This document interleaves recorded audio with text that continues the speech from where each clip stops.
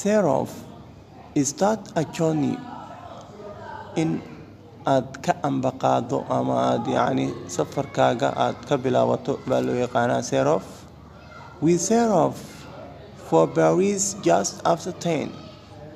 Paris ayaan ka dhaqaajinay weeyaan. Waa yahay 10kii markay ahayd ayaan Paris ka dhaqaajinay. Get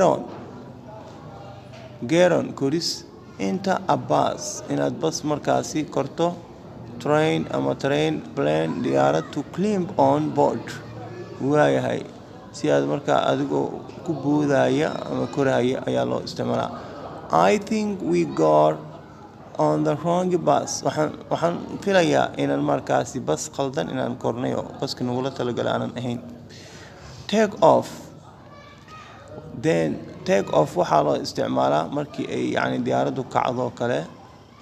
When a plane departs markay yani diyaaradda ay ka jirmaado or amase leaves ka tagto the garoonka markay ka tagto. The plane took off an hour later. waa yahay yani hal saac ka bacdi. The plane diyaaradda took off way kacday baa la yidhi an hour late iyadoo hal saac macnaha maaragtay dib dhacsaneedoo hal saac dib u dhacday. hal saac kadib ay markaasi oo ay dib dhacsaneed kadib ay duushay. Get in korid baa la yidhahdaa ama arrive yani imaasho. Train or plane ama yani tareen oo kale inaad gasho ama diyaarad oo kale waa ka.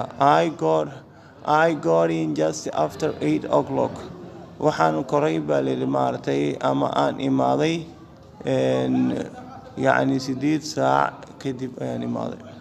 Hurry up maxaa la yidhahdaa marka. Rush waa cararid weeye and not waste time in waqtiga aan la iska luminin oo lasoo degdego. Hurry up soo degdeg. We are going to be late waan daahi rabnaaye. Check out hubin ama waxaa loo yaqaanaa leave ka tegista hotelka oo kale markaad ka tegayso after paying waa markaad yani bixiso lacagii markaa lagu lahayo kirada. We checked out at noon.